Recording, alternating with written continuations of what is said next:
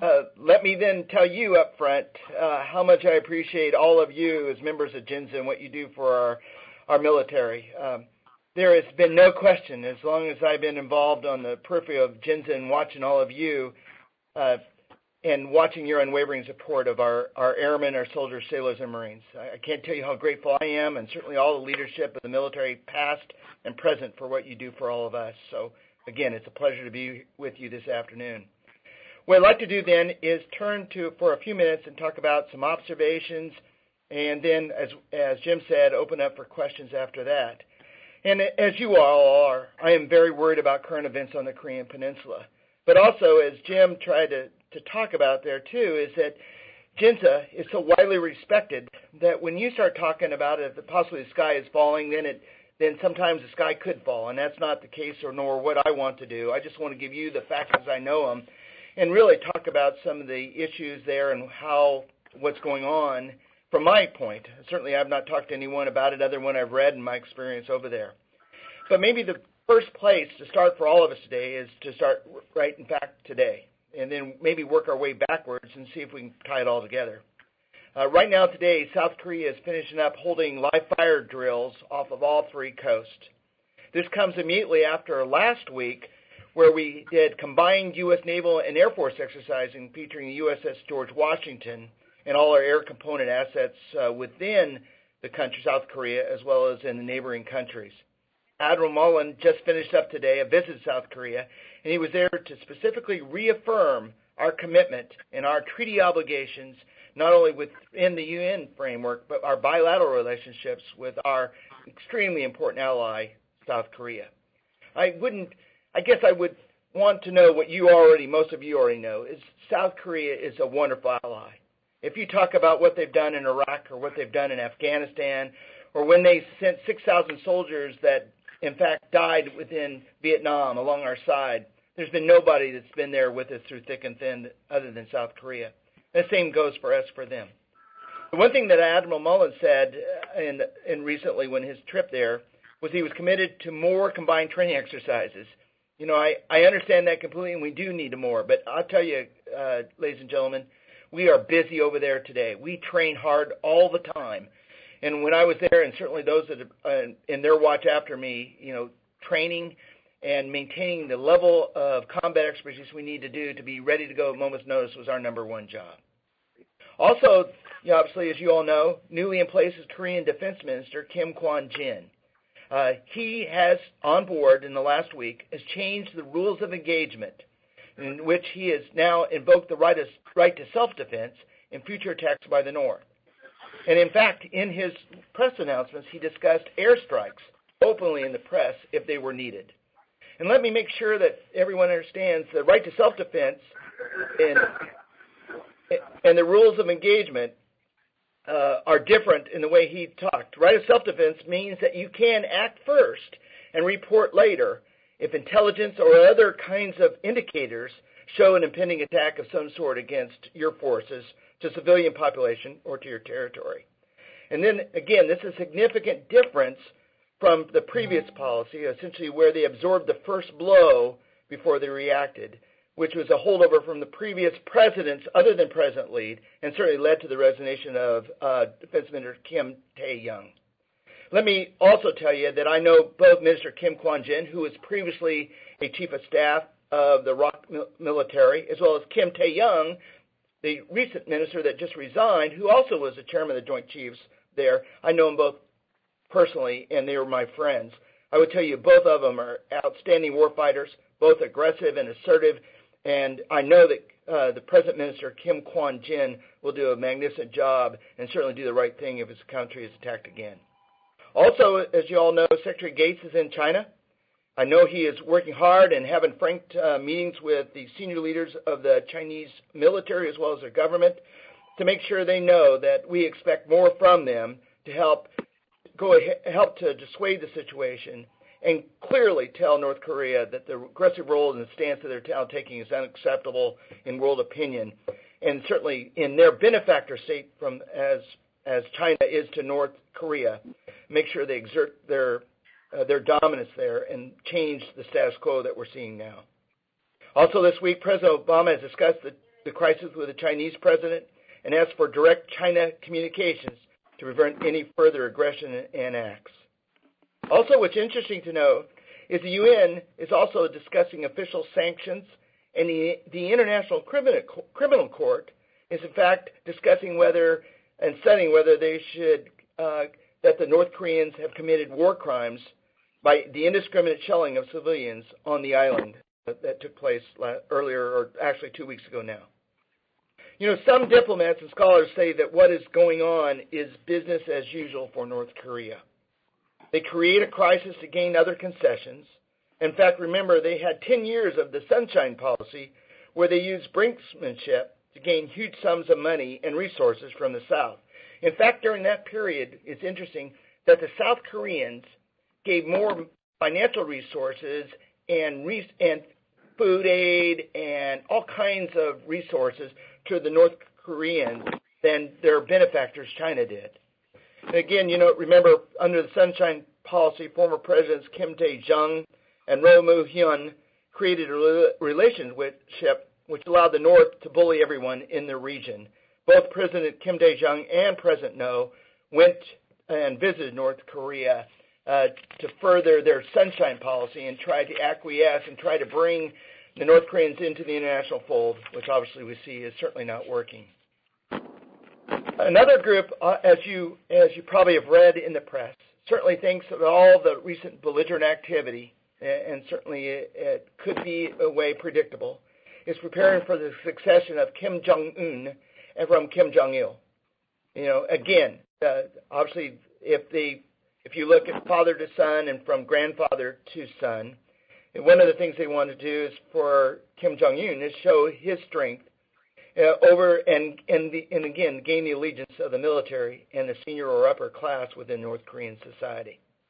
Certainly, other things that's always been a factor and something that guided North Korean actions is recognition by the U.S. Really, if they had again, one of the things that I think they would want most is gain single recognition by the U.S. and certainly negotiating with the U.S. and gain recognition by the U.S. as a power and respect for North Korea and its entity there. North Korea simply wants to negotiate separately with the U.S. And again, they want to open up again the six-party talks, which they have turned on and off as they felt needed over the last few years. However, what has changed in North Korea and the dynamics is certainly President Lee Myung-bak. He is much different, a conservative business leader. He realizes South Korea can no longer be held by North Korean threats and actions. And then again, what has prompted him too, with some of the actions and replacement of his senior military leaders, is simply the South Korean people are simply fed up as well. They're fed up with the constant harassment, they're constant with the military actions and the random acts and unsymmetrical attacks, and therefore exerting significant pressure on the government to act after the latest shelling incidents. Also, intelligence throughout in unclassified means also points out that further provocative acts by the North Koreans. Certainly, the South Koreans want to be ready the next time and act in a proportional manner against any provocative act. Deterrence in the past has not worked, and dialogue as well with the North Koreans has not worked as well. As soon as the North Koreans get some concessions, whether it's money, whether it's in oil, whether it's in steel or other things that benefit their military establishment and certainly their upper class, they immediately withdraw back and they're ready to some provocative act to get their next step along too. There. So I think today President Lee and his military establishment is ready to act unilaterally to protect their citizens and their country. What my military assignments in the region said to me, and again, for those read my bio, 4 tours in the Pacific, from a staff tour to 3 different command tours, ending up as the numbered Air Force commander and the Deputy Commander of U.S. forces, is that the North Koreans, you need to listen to what they say. A lot of people listen to what they say and just blow it off as propaganda, but I think what they give significant clues to what they intend to do. They're like not a blind person with a cane tapping out in front. They tend to give out messages, And again, and I think that we have to not underestimate what they say and be ready because of what they say to act. Again, also, as you all know, they are a closed society. They're people and their population from whatever, they're peasants out in the fields all over to their highest group of upper class who owe their allegiance strictly to Kim Jong-il and to others. You can't judge them through a Western lens. It's true that most of the people worry about where their next meal is coming from. But also these same people look back on their lives and the lives of their parents and think they're better. They do believe that they're better off today than they were 10 years ago or 5 years ago, and certainly better off from their parents. So they don't know what's out there. Certainly we made inroads through communications, through internet and others to open up, to let them see a peek of the outside world. But again, for them, it is a little bit better. So it draws a certain loyalty to at the basic needs of life in order to keep them sustained, where they owe it to the military. And certainly in North Korea, it is military first. The military gets the food, they get all the things, and the population goes without to keep their military clothed and fed and trained at a certain level, so they maintain their loyalty to Kim Jong-il. Also, what I would tell you is don't ever underestimate the, I think, extraordinary firepower of the North Korean military. Their military, whatever branch of service you're talking about, is brutal, they're fierce, and they are going to be a worthy opponent because they'll focus on asymmetric warfare by force on force. Some of the things that we hold, where we have overriding firepower in, whether it's air, ground, sea, they won't go at our strengths. They'll certainly try to go at our weaknesses. I tell you that I don't think the glass is completely empty. I am worried, just as all of you should be, and as we are, whether we look at press reports or through friends that are there or others around the world. And I would tell you that South Korea and its allies must continue to focus on a diplomatic solution on there. I mean, the other choices of that, standing up and fighting on there, may in fact be what happens in some level, but it's something that will see tremendous loss of life and certainly impact the South Korea as well as neighbors and certainly all the world. At the same time, as a former military officer and certainly those that are there now, they're staying ready. In fact, they're training even harder, I would suspect, and making sure them and their families that are there, our U.S. military and their families are there, are ready to do their job and making sure their families are ready if we needed to pull them back for some reason or not.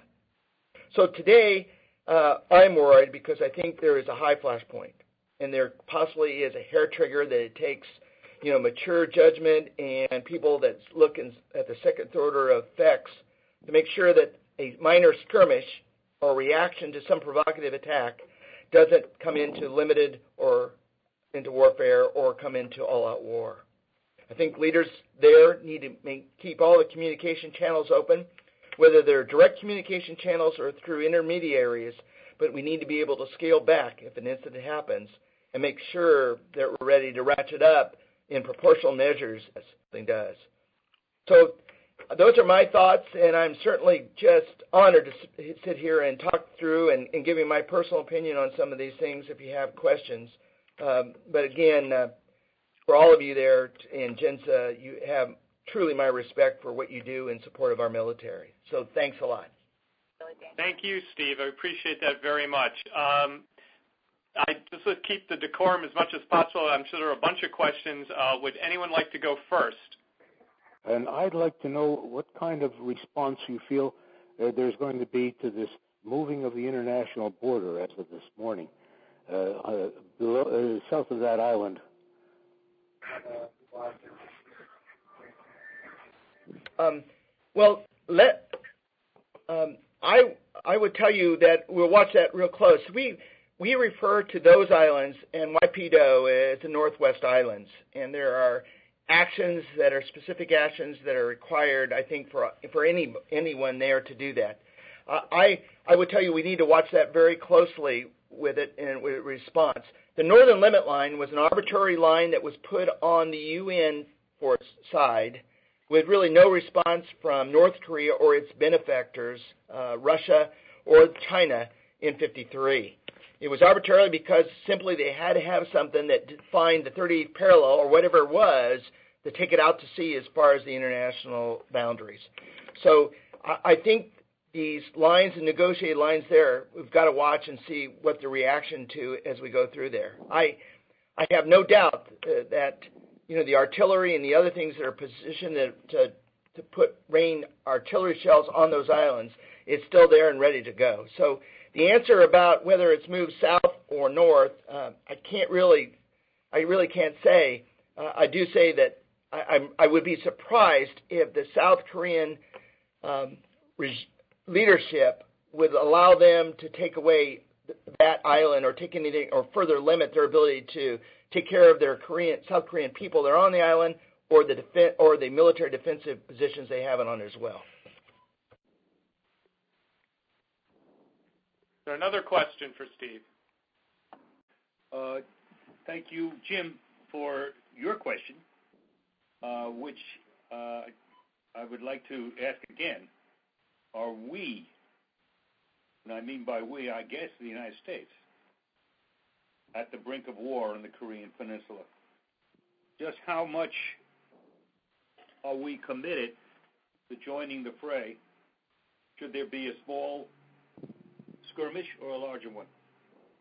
Yeah, before you answer that, Steve, I'd like to add on to Steve's question because I think that's exactly what I was sort of getting at.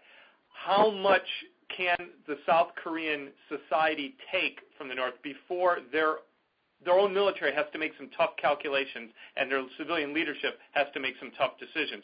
We've seen North Korea sink the ship. We've seen them shell this island, and there are many other things that are happening all the time. Where is the tipping point for South Korea? Well, I think in the past it's been a pretty large tipping point. In other words, they took a lot of significant blows or provocative acts before they reacted in some way or the other. I would say that has been narrowed now because of the recent artillery attack and the other things going on to where it would be a surprise to me that if any provocative act, any kind of military action wasn't some military reaction of some concrete form by the South against the North. And again, whether it would be limited or it would be more in a more of a regional cross or it would be a sea battle or whatever, I'd be speculating, but I think they won't wait for another reaction and just sit there and take a blow. And then the second part of that is that we are committed. Again, the rules and under whether it's at the United Nations level or it is a bilateral action by our country is the chain of command goes directly up to the president. And I know the president and his staff are involved watching this very, very closely.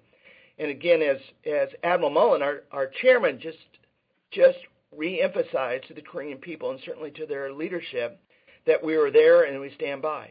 We practiced these, when I was there, we practiced what the steps necessary to go from several different kinds of options and scenarios that you use in warfare all the time. And it is a very deliberate process, but can happen very, very quick.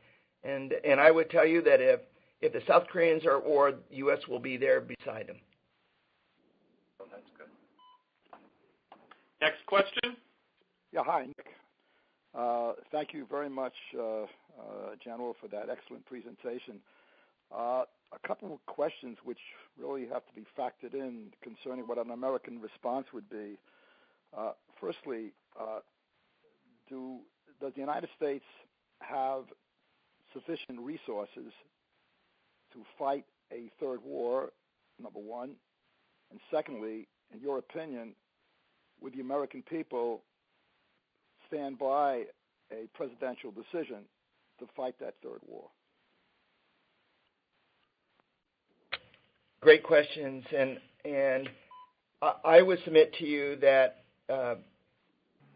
we over there, all the senior commanders, all the time are looking at those forces they have available to them in theater and outside the theater to support them, support our war plans, and support what I would call, for lack of a better term, the ability to ratchet up or incrementally bring forces in to support our allies there.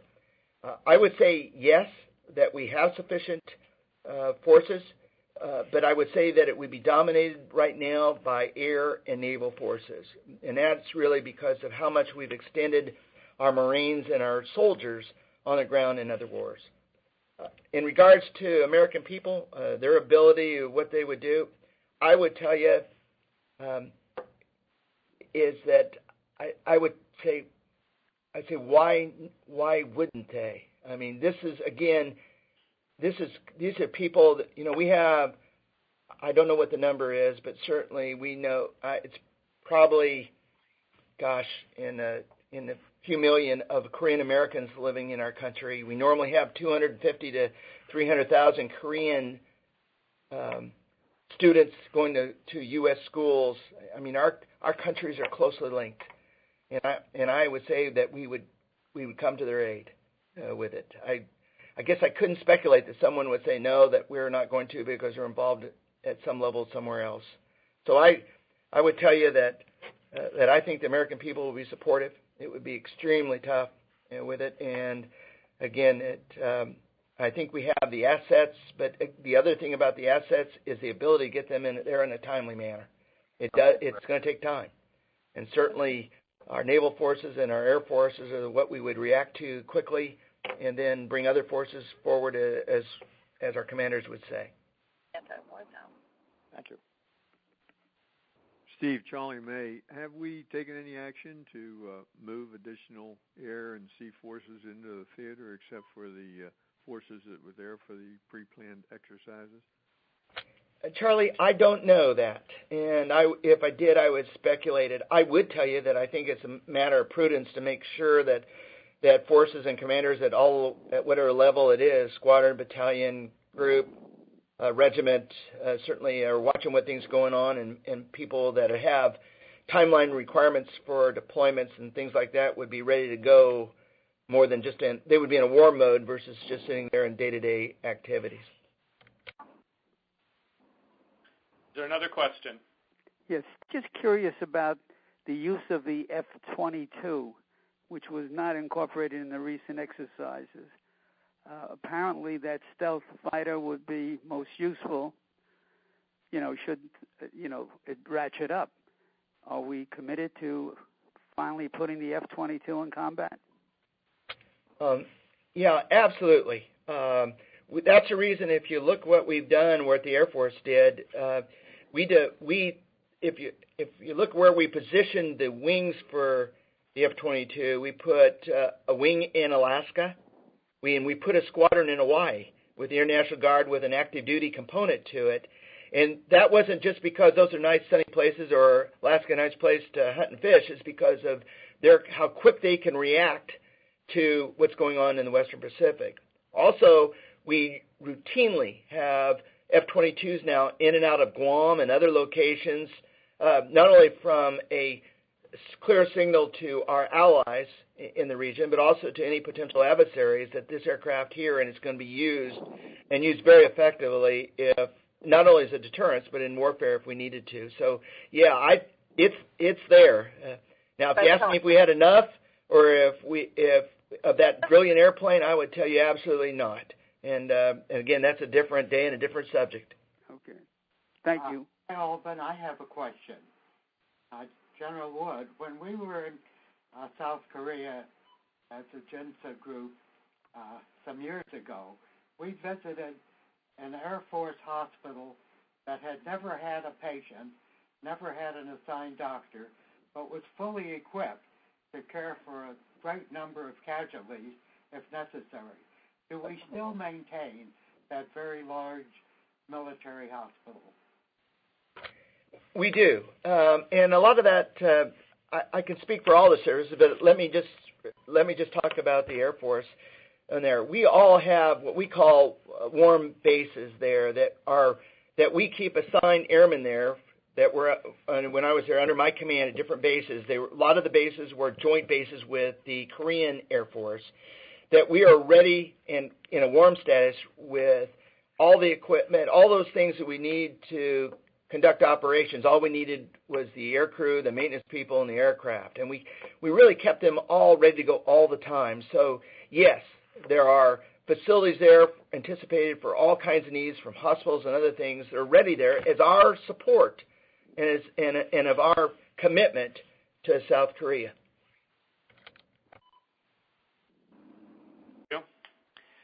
The issue of the status of forces agreements was a hot button at that time.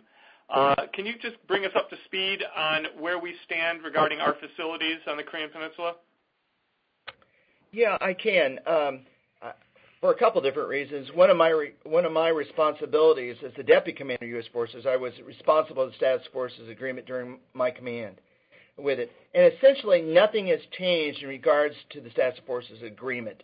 The ability there to ensure that our soldiers, sailors, Marine airmen, the people that are there, are responsible to U.S. chain of command and not to civilian or to Korean constraints. That doesn't mean that is a license for them to do anything other than being honorable and all those things, but nothing really changed in regards to status forces of U.S. personnel even today.